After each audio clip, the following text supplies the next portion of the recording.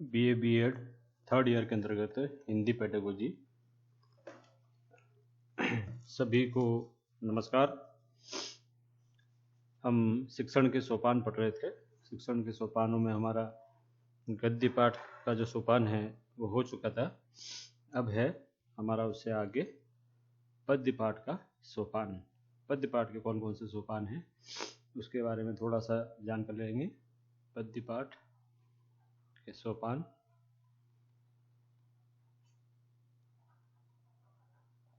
Steps of poetry.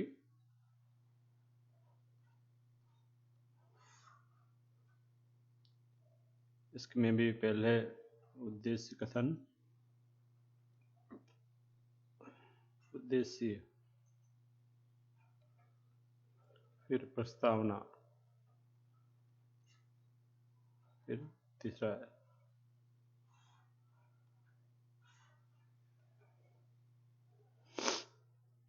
प्रस्तावना के बाद में प्रस्तुतिकरण,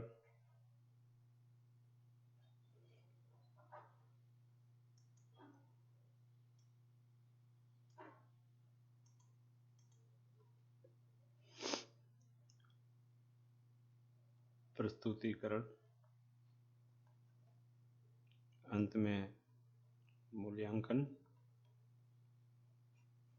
फिर गृह कार्य। इस तरह से क्या है इसके स्टेप्स है। सबसे पहले उद्देश्य। तो यहाँ पर जो उद्देश्य है वह किसी भी पद्य पाठ के उद्देश्य निर्धारित किए जाते हैं। ज्ञान, बोध, वृत्ति, रुचि और कौशल, ये व्यक्ति के अंतर्गत होते हैं। इसके अंतर्गत सुनना, बोलना, पढ़ना व लिखना संबंधी कौशल संबंधी होते हैं। स्किल जिसकी बात करते हैं। ज्ञान को नॉलेज अंग्रेजी में कहते हैं। अंडरस्टैंड,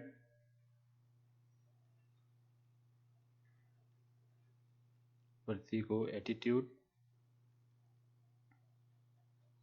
इंटरेस्ट रुचि को, इसको स्किल कहते हैं।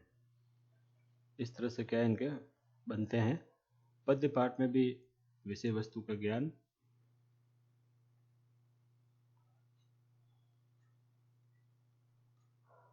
व भाषा तत्वों का ज्ञान।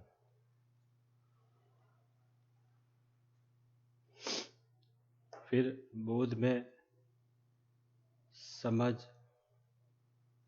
विकसित होती है। बोध, उस पाठ को पढ़ने पर, उस पद्य को पढ़ने पर कौन कौन सी बातें बोध हुई।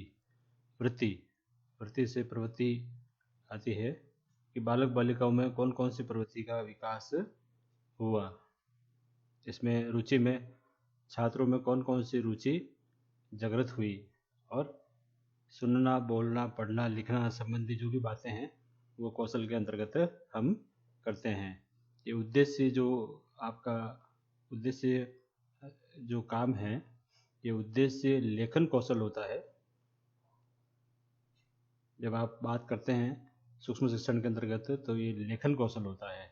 अर्थात उद्देश्य लिखे जाते हैं, चाहे वह इकाई के हो चाहे वह, और इन उद्देश्य की प्राप्ति, इससे संबंधित जो प्रश्न संरचना घटित होती है, प्रश्न घटित होते हैं और इससे संबंधित जो प्रश्न होते हैं वो मूल्यांकन में पूछे जाते हैं। और अंत में जब आप इकाई परक परीक्षा लेते हो, इकाई परक परीक्षा जिसको यूनिट टेस्ट कहते हैं, तो इसमें क्या है, इससे संबंधित जो भी प्रश्न होते हैं वो यहाँ रखे जाते हैं। फिर नील पत्र का निर्माण किया जाता है ना। इस तरह से क्या है पूरी जो पाठ की जो योजनाएं हैं उस तरह से होती है। प्रस्तावना, प्रस्तावना में जो है मुख्य बातें होती है, पूर्व ज्ञान के आधार पर प्रश्न होते हैं। ठीक है। दूसरा जो है उद्देश्य कथन।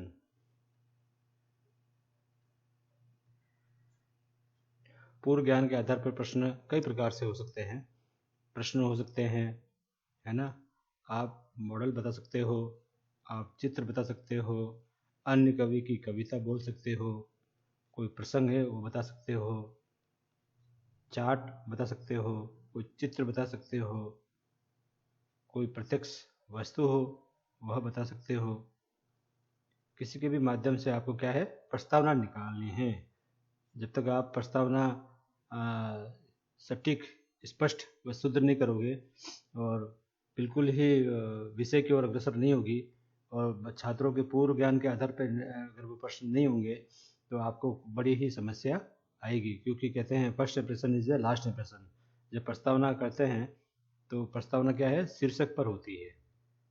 जैसे मान लीजिए मैंने कोई प्रस्तावना करी कि कबीर के दोहे, कबीर के दोहे, ये मेरे पाठ का नाम है। तो मैं कोई दोहा लेके आऊँगा, करत करत अभ्यास के जड़मति हो सुजान, रसरी आवत जावत है शिल्पक नड़त निधान। फिर कहूँगा कि ये दोहा किसका है, तो ये दोहा क्या इसका है, कबीर दास जी का है।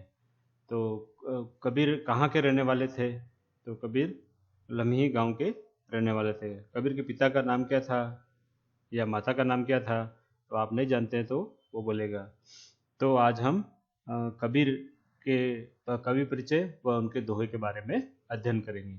इस तरह से क्या प्रस्तावना आपको करनी पड़ेगी, तत्पश्चात उद्देश्य कथन करना पड़ेगा। मैंने यहाँ पर सामान्य उद्देश्य कथन किया था। यदि विषय के अंतर्गत आपको करना है तो आज हम पद्य विद्या के अंतर्गत कबीर के दोहे को पढ़ेंगे। इस तरह से क्या उद्देश्य कथन आपका होता है ना। इसके अंतर्गत कवि परिचय अर्थात कवि परिचय को अलग चार्ट पर लिखकर लाना आवश्यक बहुत ही जरूरी है। यहाँ पर इसके अंतर्गत कवि परिचय को पाठ योजना के अंतर्गत निश्चित स्थान पर लिखना भी आवश्यक है। चार्ट पर लिखे गए कवि परिचय को अलग से छोटे कागज पर लिखकर पाठ योजना में निर्धारित समय पर आपको निर्धारित स्थान पे, समय पे नहीं स्थान पे लगाना आवश्यक होगा। ठीक है, छोटे कागज पर लाकर के आपको लगाना।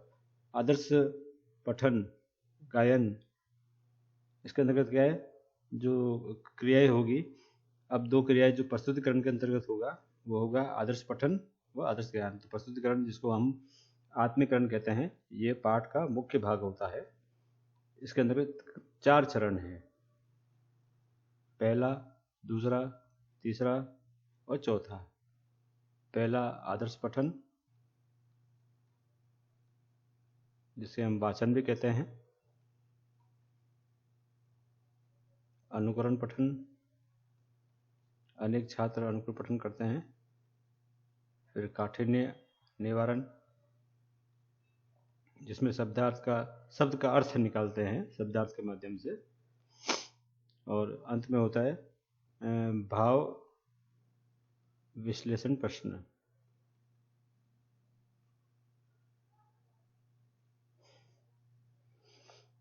ठीक है, मौखिक कार्य व लिखित कार्य, इसके 2 रूप इसमें यहाँ पर हमें देखने को मिलते हैं। ये सभी क्या है, मौखिक व लिखित कार्य के अंतर्गत होता है।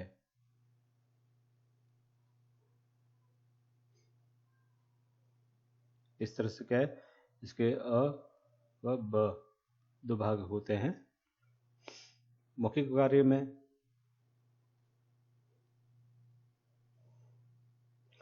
विकासात्मक एवं बोधात्मक प्रश्न आते हैं।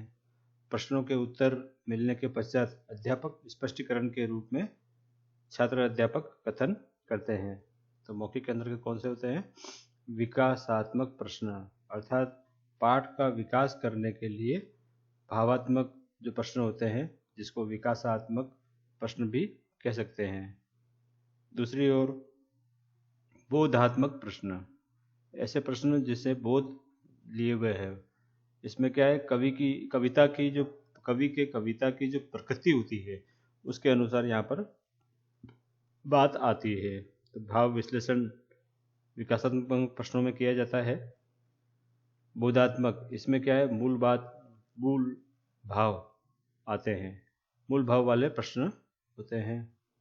इसमें भाव विश्लेषण वाले प्रश्न होते हैं। जब ये बच्चों से करते हैं फिर बाद में क्या है, लास्ट में सार अथवा भाव भी आपको चार्ट पे लिख के लेके आ सकते हैं और बता सकते हैं छात्रों को, और उसको अपनी जो पुस्तिका है उसमें चस्पा कर सकते हो। लिखित, इसके अंतर्गत छात्रों को सारांश रूप में प्रश्न पूछे जाते हैं, अर्थात सार रूप में प्रश्न पूछे जाते हैं, और सही उत्तर प्राप्त होने के बाद कम से कम बोर्ड पर उत्तरों को लिखा जाता है। छात्र अध्यापक को सूचना अनुसार अपनी अभ्यास पुस्तिका में उन उत्तरों को लिखते भी है। तो यहाँ पर जो लिखित रूप में है, सार जो होता है अथवा भावार्थ जो होता है उसको प्रश्नों के माध्यम से यहाँ पर लाया जाता है। फिर ये सार जो भाव होता है वो चार्ट पे अथवा श्यामपट्ट में छात्रों की सहायता से आप बोल सकते हैं, और छात्रों की सहायता से यहाँ पर आप लिख सकते हैं। ठीक है, अब अपना अगला चलते हैं। तुलनात्मक अध्ययन, जो इसका तीसरा जो भाग है, कि अगर आपको संभावी कविता की बात कर रहे हैं जिसमें तुलनात्मक अध्ययन होती है। संभावी कविता, कई प्रकार के जो कवि होते हैं उनकी जो कविताएं हैं, जैसे प्रकृतिवादी है, प्रयोगवादी है ना, मानवतावादी है, छायावादी है, और भी बहुत सारी जो कविताएं हैं वो उसके अंतर्गत होती है। तो कई प्रकार के जो कवि होते हैं, जैसे प्रकृतिवादी है तो एक ही प्रकार की जो कविताएं हैं अगर है, तो समभावी कविता के माध्यम से आप क्या करोगे, तुलनात्मक अध्ययन भी कर सकते हो, कि उसमें भी वह भाव थे और इसमें भी इसी प्रकार की जो अन्य कवि की जो कविता है वो यहाँ पर आपको हो जाएगी। तो सार जब भावार्थ आ जाता है तो आप उसकी तुलना अन्य कवि की जो कविता है, जो समभावी भाव लिए हुए समान भाव वाली जो कविताएं हैं, उसका यहाँ पर किसी एक कविता का आप क्या है, छात्र छात्राओं से कर सकते हैं। इसके अंतर्गत अध्यापक या अध्यापिका तुलनात्मक दृष्टि से समान कविता को चार्ट द्वारा छात्रों को नवीन ज्ञान से अवगत कराती है, तथा किसी एक छात्र से उस कविता का गायन या वाचन कराते हैं, और स्वयं भी एक बार तुलनात्मक दृष्टि से समानता बताते भी हैं। फिर है इसके बाद में मूल्यांकन कार्य। मूल्यांकन कार्य भी आपके ये मौखिक रूप से होगा, ये लिखित रूप से होगा।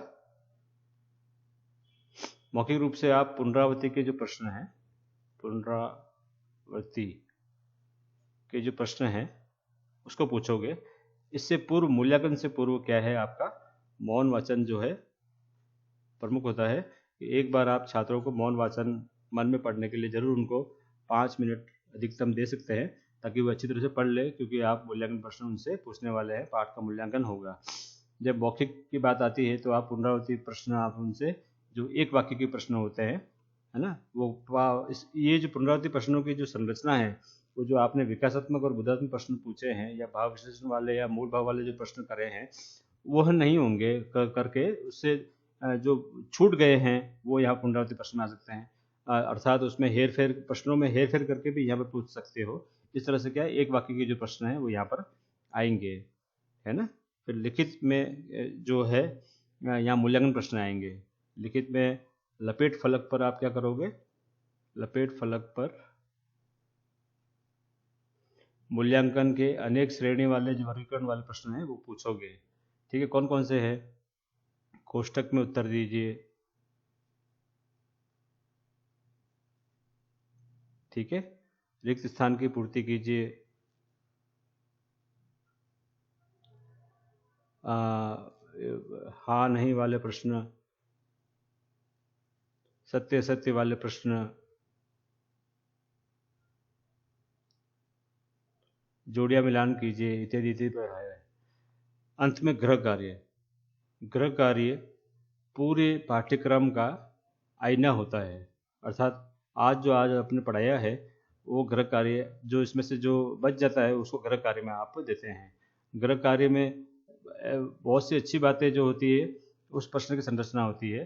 प्रश्न पहले स्पष्ट बोल करके आपको सुनाना है, और गृह कार्य स्पष्ट शुद्ध और व्याकरण की गलती ना हो इसका ध्यान रखते हुए श्यामपट्ट पे आपको लिखना भी है। अर्थात इसको सबसे पहले छात्रों के सम्मुख बोल करके श्यामपट्ट पे लिख करके छात्रों को एक बार निरीक्षण करना है कि कौन से छात्र छात्राओं ने कितना ग्रहण कितना मतलब लिखा है, नहीं लिखा है तो पास वाले की कॉपी से वो लिख सकता है। अब इससे आगे चलते हैं। पद्य पाठ के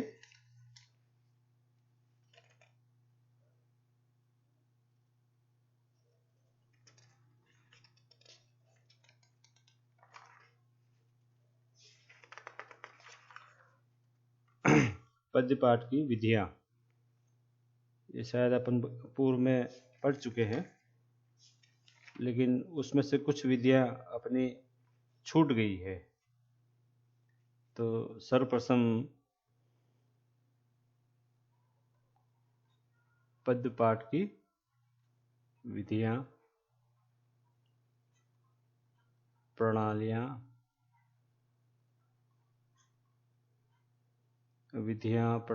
और भी पद्धतियां, है ना। ये अगर कुछ भी आ जाए परीक्षा में तो आपको यही लिखना है। अंग्रेजी में तो एक ही होगा, मेथड्स ऑफ पोएट्री।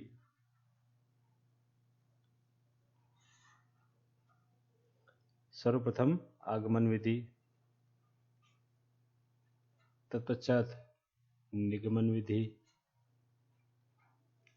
है ना, फिर प्रश्नोत्तर विधि,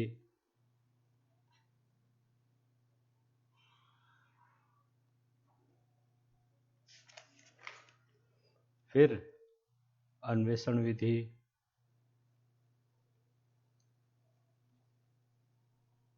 फिर संश्लेषण विश्लेषण विधि,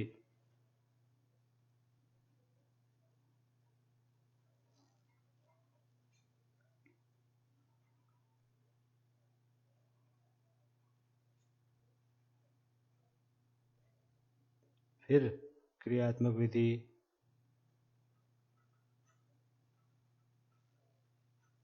ये सभी विधियां हैं।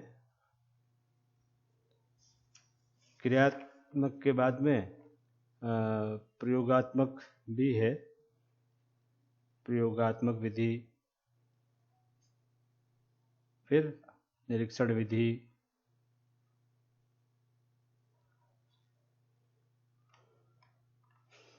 आगमन विधि पहली है, दूसरी है, तीसरी है, चौथी, पांचवी, छठवीं, सातवीं और आठवीं। आज इन्हीं विधियों पर बात करेंगे। आगमन विधि, यह विधि सबसे प्रभावशाली एवं महत्वपूर्ण विधि मानी जाती है। इस विधि का प्रयोग करने से कठिन से कठिन शिक्षा भी आसान बन जाती है। इसका उपयोग भाषा शिक्षण के लिए तथा व्याकरण शिक्षण के लिए बहुत ही होता है। आगमन विधि के अंतर्गत छात्रों को पहले आसान उदाहरण दिए जाते हैं, बाद में जो भी नई बात शिक्षक को बतानी है उसकी ओर छात्रों का ध्यान आकर्षित किया जाता है। आगमन विधि में सबसे महत्वपूर्ण बात यह होती है कि इसके अंतर्गत शिक्षक छात्रों को विभिन्न उदाहरणों, घटनाओं, है ना, तथ्यों के माध्यम से नवीन ज्ञान देने का प्रयास करते हैं। वर्तमान काल में भाषा शिक्षण के अंतर्गत निम्नलिखित तरीके से इस विधि का प्रयोग किया जाता है। सर्वप्रथम क्या होता है, आगमन विधि के अंतर्गत विश्लेषण करते हैं कोई भी चीज़ का, फिर विश्लेषण के बाद में सामान्यीकरण करते हैं, जिसको सरलीकरण भी कहते हैं। सामान्यीकरण के बाद में मुख्य जो सिद्धांत है, मुख्य सिद्धांत या नियम का नियमीकरण करते हैं। तत्पश्चात मूल बात यहाँ पर आती है, मूल भाव या बात जो भी होती है वो यहाँ पर आती है। इस तरह से क्या है, इसके पहले विश्लेषण हो जाता है उसका, फिर सामान्यीकरण अर्थात किस प्रकार उसका सरलीकरण किया जाए, फिर मुख्य सिद्धांत व उसका नियम किस प्रकार होता है, और मूल भाव यहाँ पर आ जाता है। इसके गुण बताते हैं। यह विधि जो है मनोवैज्ञानिक होती है, मैं शॉर्ट में लिख देता हूँ यहाँ पर, मनोवैज्ञानिक होती है। दूसरा, इस विधि में शिक्षण सूत्रों का प्रयोग किया जाता है। शिक्षण सूत्रों का प्रयोग किया जाता है। तीसरा, व्याकरण की शिक्षा के लिए यह उपयोगी है। जैसा शिक्षण सूत्र है तो व्याकरण शिक्षा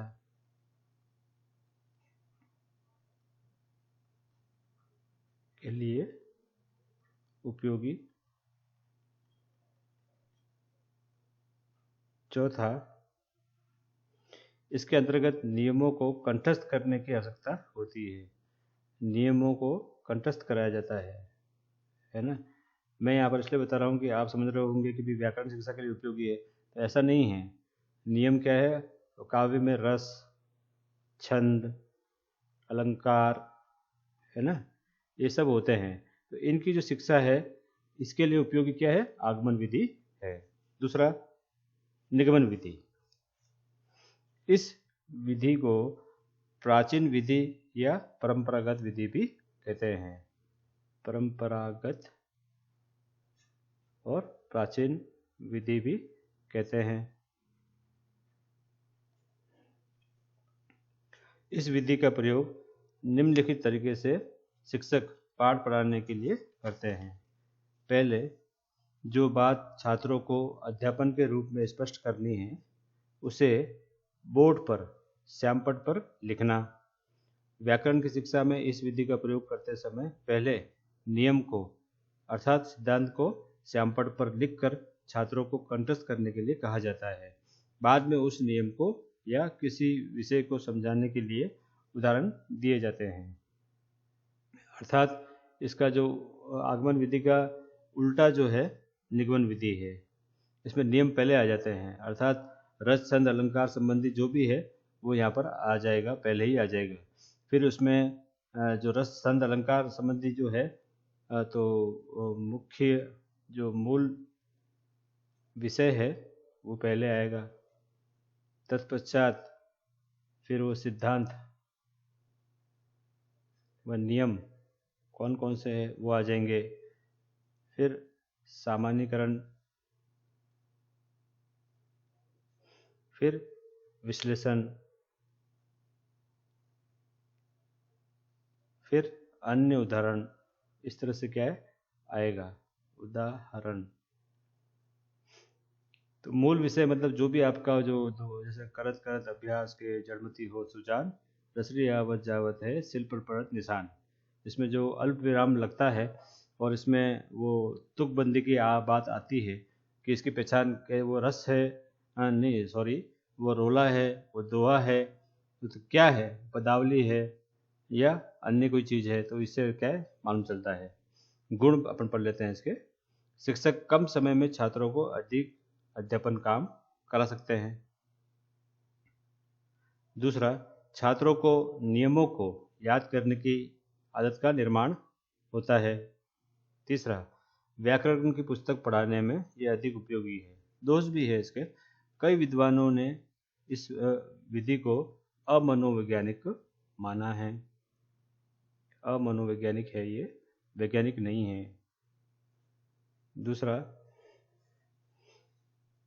इसमें छात्र को विचार विनिमय करने का अवसर नहीं मिलता है। विचार विनिमय का मौका नहीं मिलता है। तीसरा,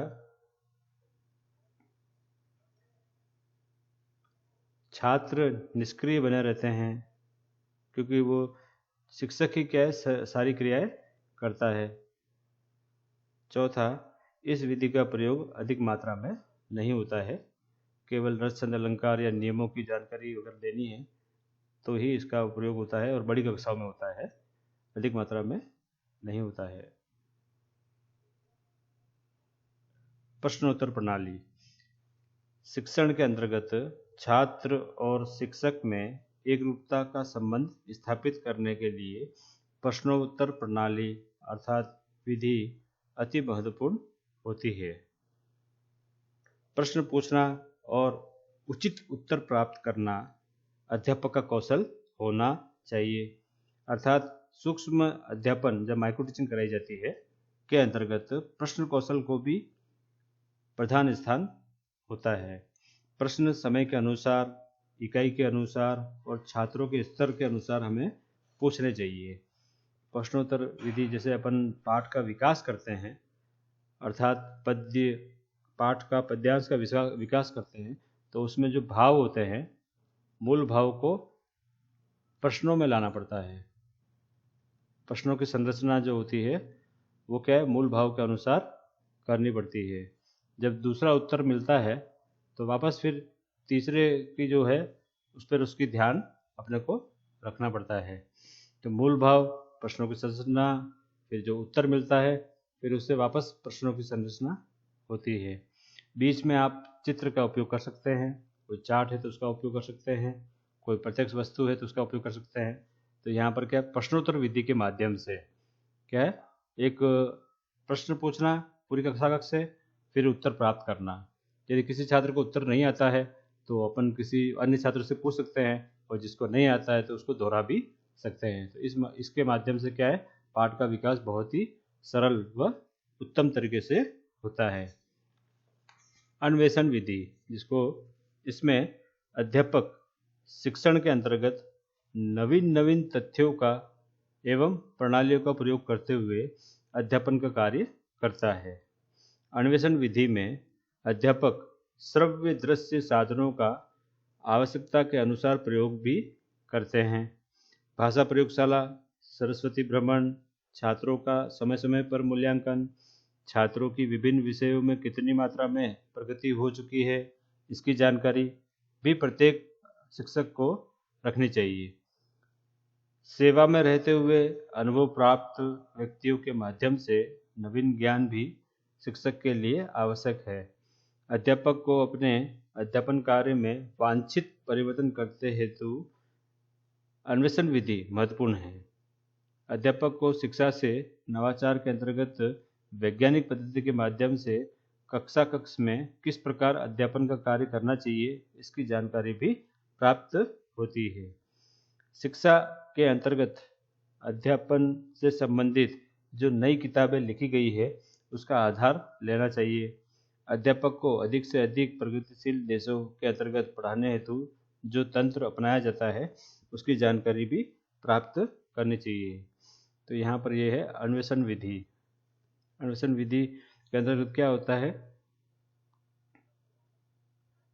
श्रव्य दृश्य साधनों का उपयोग होता है, जिसमें भाषा प्रयोगशाला है।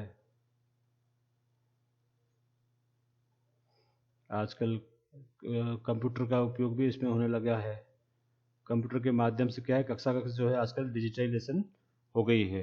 तो कंप्यूटर में क्या करते हैं, पूर्व में ही जो अध्यापिकाएँ होती हैं वो अपने क्या है, पेन ड्राइव में पूरी योजना की तैयारी पूर्व में ही कर लेते हैं, और कंप्यूटर में क्या है, स्क्रीन के माध्यम से कविता का पाठ करते हैं, और कविता के अनेक प्रकार के जो दृश्य है उसको बताते हुए भाव का विकास करते हैं। तो ये क्या है, श्रव्य दृश्य अन्वेषण विधि को आप श्रव्य दृश्य विधि भी कह सकते हैं, भाषा प्रयोगशाला विधि भी कह सकते हैं, और कंप्यूटर का उपयोग शिक्षण में या शिक्षण में कंप्यूटर का उपयोग भी कह सकते हैं। संश्लेषण विश्लेषण विधि, इसके अंतर्गत शिक्षण सूत्रों के अनुसार अध्यापक को पढ़ाते समय विश्लेषण से संश्लेषण की ओर इस विधि का प्रयोग करने से विश्लेषण संश्लेषण की ओर जाना पड़ता है। इस विधि का प्रयोग करने से मनोवैज्ञानिक दृष्टि से छात्रों को कठिन विषय की स्वाभाविक रूप से समझ बढ़ती है। जो इकाई पाठ के रूप में अध्यापक पढ़ा रहे हैं वह परिच्छेद या पद, कहानी, निबंध विश्लेषण करके उसके अंतर्गत जो कठिनाइयाँ है उसका संश्लेषण छोटे छोटे भाग करने पर उसका निष्कर्ष निकलता है। तो संश्लेषण विश्लेषण विधि, इसके अंतर्गत आपने देखा होगा कि यह मनोवैज्ञानिक विधि है, कठिन विषयों के लिए यह उपयोग में आती है ना, कठिन विषयों के लिए। सबसे पहले इसके अंतर्गत क्या करते हैं, इकाई जो है मान लीजिए किसी परिच्छेद में है, पाठ्यांश है, ये पाठ्यांश होता है। पाठ्यांश में फिर पद का जो है क्या है, परिच्छेद होता है। पद को जब वो गा करके सुनाते हैं तो उसमें अनेक प्रकार के जो इसको विभाजन किया जाता है छोटे छोटे भागों में। इसको बोलते हैं संश्लेषण करना। अर्थात एक एक स्तर पे इसकी बात की जाती है। जब इसकी बात हो जाती है तो पूर्णता की ओर वो अग्रसर होता है।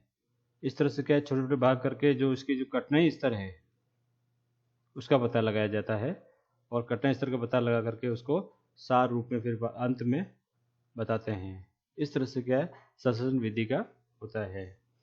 क्रियात्मक है ना, क्रियात्मक विधि प्राचीन काल से ही इस विधि का प्रयोग किया जा रहा है। छात्रों को केवल सैद्धांतिक शिक्षा ही नहीं देनी चाहिए, बल्कि क्रियात्मक शिक्षा का होना भी उनके लिए अत्यंत आवश्यक है। इसके अंतर्गत व्याकरण की शिक्षा, वस्तुएं बनाने की शिक्षा, चित्रकला, समाजोपयोगी उत्पादक कार्य की शिक्षा, सामान्य विषयों के लिए भी यह विधि बहुत महत्वपूर्ण है। शिक्षा बाल केंद्रित होने के कारण छात्रों का सर्वांगीण विकास करना शिक्षा का मुख्य उद्देश्य होने के कारण अध्यापक को क्रियात्मक शिक्षण विधियों का प्रयोग करना आवश्यक हो गया है। साथ ही साथ भूगोल, इतिहास, विज्ञान, विभिन्न प्रतियोगिता परीक्षाएं, चित्र वर्णन, सरस्वती भ्रमण है ना, फील्ड ट्रिप आदि विषयों के तथा पाठ्य सहगामी क्रियाओं के माध्यम से क्रियात्मक विधि का प्रयोग कर सकते हैं। इसके अंतर्गत प्रायोगिक गृह कार्य भी सम्मिलित हो सकते हैं। कई प्रकार के प्रोजेक्ट वर्क भी होते हैं। क्रियात्मक विधि इसको बोलते हैं कुछ करके सीखना। अर्थात कुछ करके मतलब क्रिया, कुछ क्रिया करके सीखना, ये महत्वपूर्ण होता है इसमें। तो कई प्रकार के जो प्रोजेक्ट वर्क जो है, जो विद्यालय में और बड़े बड़े अच्छे अच्छे जो महाविद्यालय है उसमें भी दिए जाते हैं। तो इस प्रोजेक्ट वर्क में क्या होता है, कई प्रकार के जो विषय से संबंधित जो कार्य है, प्रोजेक्ट वर्क का मतलब होता है प्रायोजित कार्य जो होते हैं वो दिए जाते हैं। इस वर्क को करने के लिए बालक क्या है, स्वयं क्रिया करता है। जब वो स्वयं क्रिया करता है तो बहुत कुछ सीखने को उसको मिलता है। जैसे मान लीजिए कहा कि भी महात्मा गांधी से संबंधित वस्तुओं के बारे में आपको करना है। तो महात्मा गांधी से संबंधित कौन कौन सी वस्तुएं हैं, तो वो अब आपको संग्रहित करनी है। तो बहुत से उन्होंने ग्रंथ लिखे हैं, बहुत से उन्हें कहते हैं न्यूज़पेपर भी निकाले हैं। उनके जो कुछ बहुत सी जो यात्राएं करे हैं, तो बहुत से उनके क्या अवशेष भी है। तो इस प्रकार के महात्मा गांधी से संबंधित जो भी होगा वो सभी इस प्रोजेक्ट कार्य में आएगा। इसी प्रकार कविताएं जब अपन पढ़ते हैं तो कविताएं समानांतर वाली जो बहुत सारी जो कविताएं होती है, संभाव वाली जो कविताएं होती है, उनको संग्रह करने की भी आप कह सकते हैं। तो क्रियात्मक अनुसंधान में बहुत सारी जो बातें यहाँ आती है। प्रयोगात्मक जो यहाँ पर बीच में है, प्रयोगात्मक शिक्षण की विधियों के अंतर्गत छात्रों को कुछ विषयों में प्रयोगात्मक विधि का उपयोग करते हुए अध्यापक को अपना कार्य करना पड़ता है ना। इसके अंतर्गत पद्य, हिंदी पद्य अर्थात भूगोल, अर्थात विज्ञान, अर्थात नाटक, एकांकी की शिक्षा या निबंध लेखन की शिक्षा आदि जैसे विषयों के लिए इस विधि का प्रयोग किया जाता है। प्रयोग जब नाटक की तैयारी करते हैं, अर्थात नाटककार का जो मूल संदेश है वो समाज तक आपको पहुंचाना है। तो जो एक्ट करते हैं अर्थात नाट्य करते हैं, उस अभिनय या नाट्य के माध्यम से वो संदेश उसको पहुंचाना पड़ता है। इसी प्रकार एकांकी, एक अंक में जो घटित होने वाली एकांकी होती है, उसमें जो कई प्रकार के जो अंधविश्वास होते हैं, समाज में जो बुराइयां फैली है, अर्थात जो अच्छी आदतों का निर्माण करने के लिए भी इसका उपयोग करते हैं। प्रयोग है ना, अर्थात नवीन नवीन जो प्रयोग होते हैं, नए प्रयोग जो होते हैं, नए प्रयोग के माध्यम से क्या है, अपने को शिक्षा देनी पड़ती है। निरीक्षण विधि 8वां, शिक्षण के अंतर्गत निरीक्षण विधि का भी विशेष स्थान है। शिक्षक को अपना कार्य कहाँ तक सफल हुआ है इसे जानना है तो निरीक्षकों के द्वारा अपने पढ़ाने से संबंधित कार्य का निरीक्षण करना आवश्यक है। निरीक्षण कार्य है ना, आपने देखा होगा आजकल जो कंप्यूटर में जो है, कंप्यूटर का शिक्षण में उपयोग होने लगा है, टीचिंग में, शिक्षण में उपयोग।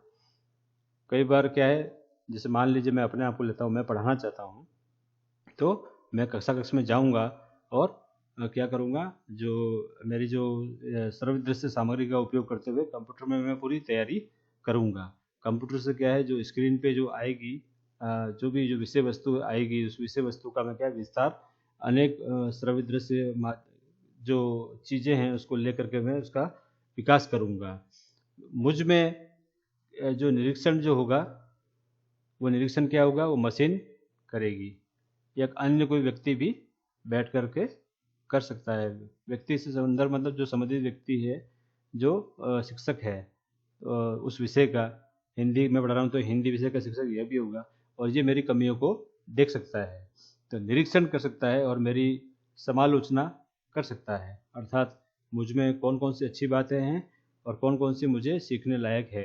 अर्थात अमुक क्षेत्र में मैं मतलब जैसे प्रस्तुतिकरण कर रहे हैं तो मैं व्याख्या बोलने में बहुत अच्छा हूँ, परंतु प्रश्न पूछने में कहीं ना कहीं मेरे में कमी है। तो मेरी कमियों में सुधार करने के लिए निरीक्षण विधियाँ बहुत अच्छी होती है, कमियों में सुधार करने के लिए, है ना। इसी प्रकार जब मैं सुधार करूँगा तो एक समय के बाद में पद्य शिक्षण को अच्छा बनाने की ओर मैं अग्रसर होऊंगा। इसमें ये चीज़ें मुख्य है। वर्तमान काल में विद्यालयों में ऐसे ऐसे तकनीकी साधनों का प्रयोग किया जा रहा है कि अध्यापक अपने कार्य को स्वयं जान सके। साथ ही साथ छात्रों के ऊपर भी अध्यापक का संपूर्ण नियंत्रण होना आवश्यक है। कक्षा के अंतर्गत निर्धारित समय में विषय को लेकर सभी छात्र छात्राएं मानसिक रूप से कक्षा में उपस्थित है या नहीं, इसका भी निरीक्षण करना आवश्यक हो गया है। पाठ पढ़ाने में अध्यापक का मूल्यांकन करने हेतु निरीक्षण विधि बहुत ही उपयोगी है ना। तो इसमें देखते हैं कि भाई निरीक्षण दोनों ओर से होता है, छात्र का भी हो जाता है निरीक्षण और शिक्षक का भी निरीक्षण हो जाता है। छात्र कितने संलिप्त हो रहे हैं विषय के अंतर्गत, यह भी मालूम चलता है। शिक्षक कितने तल्लीन होकर के कितना अपनी विषय वस्तु को प्रसारित कर रहे हैं, इसका भी मालूम चलता है। अगर ये निरीक्षण विधि नहीं होगी तो विषय की जो गहराई है और अंत में विषय का जो मूल्यांकन है वह सही से ही नहीं हो पाएगा। जिससे क्या होगा, विषय वस्तु आप पढ़ा तो देंगे परंतु वो अपनी छाप नहीं छोड़ पाएगा। अपनी छाप नहीं छोड़ पाएगा तो उसका जो असर है त्रैमासिक, वार्षिक या अर्धवार्षिक परीक्षाओं में पड़ेगा और छात्र के व्यक्तित्व के विकास में पड़ेगा। उपर्युक्त विधियों के साथ साथ अध्यापक अध्यापन का कार्य करते समय चित्र वर्णन विधि, व्याख्या विधि, भाषण विधि, स्पष्टीकरण विधि आदि का प्रयोग भी करते हुए अध्यापन का कार्य कर सकते हैं। चित्र वर्णन विधि है ना, ये भी बहुत अच्छी विधि है। इसमें भी क्या होता है, चित्र के माध्यम से जो भाव होता है, जो अर्थ होता है, उसका क्या है वर्णन यहाँ पर चित्र के माध्यम से होता है। तो ये क्या है, सहयोग, शिक्षक का क्या है सहयोग के रूप में करती है। व्याख्या या व्याख्यान, ये दो अलग अलग बातें हैं। छोटी छोटी संक्षिप्त जो व्याख्याएं हैं व्याख्यान के अंतर्गत हमको करनी चाहिए। तो व्याख्या अगर आप व्याख्यान के अंदर, आपका व्याख्यान तो बड़ा चल रहा है, धारा प्रवाह चल रहा है, परंतु संक्षिप्त रूप में छोटी छोटी व्याख्या भी आपको करनी चाहिए। जिससे क्या है, सूक्ष्म व्याख्या करते हैं तो विषय की गहराई व गहनता तक हमें पहुंचना आसान होता है। भाषण विधि का मतलब यह है कि भाई एक धारा प्रवाह कोई विषय होता है, उसमें धारा प्रवाहिता बहुत जरूरी होती है। तो भाषण में धारा प्रवाहिता जब चलती है तो उस विषय की जो एक लय है वो बन जाता है। सभी जो छात्र छात्राएं होते हैं वो शिक्षक को ध्यानपूर्वक सुनते हैं, अपनी जो ज्ञानेंद्रियां और कर्मेंद्रियां को जगा करके जो व्याख्या भाषण के माध्यम से वो करता है। तो उसमें जैसे निबंध लेखन की बात है, कहानी की बात है ना, तो उसमें ये सब तरह की कलाएं आती है। और अंत में स्पष्टीकरण विधि जो होती है वो भी बहुत अच्छी होती है। इस समय के साथ में स्पष्टीकरण करना, अर्थात व्याख्यान तो आपका बराबर चल रहा है परंतु संक्षिप्त रूप में छोटी छोटी व्याख्या आपको करनी भी है, क्योंकि बहुत से जो छात्र होते हैं उनका जो माइंडसेट होता है, अर्थात उनकी जो बुद्धि होती है वो इस रूप में नहीं होती है कि वो जल्दी जल्दी वो आपकी जो बोल रहे हो उसको जल्दी ही वो समझ ले। उनकी ग्राह्य क्षमता जो होती है वो क्या है, थोड़ी सी और बच्चों की अपेक्षा कमज़ोर होती है। तो उनकी ग्राह्य क्षमता, जिसको बोलते हैं अंग्रेजी में ग्रास्पिंग पावर, को ध्यान में रखते हुए हमें अध्ययन व अध्यापन कराना चाहिए। तो आप सभी का बहुत बहुत धन्यवाद।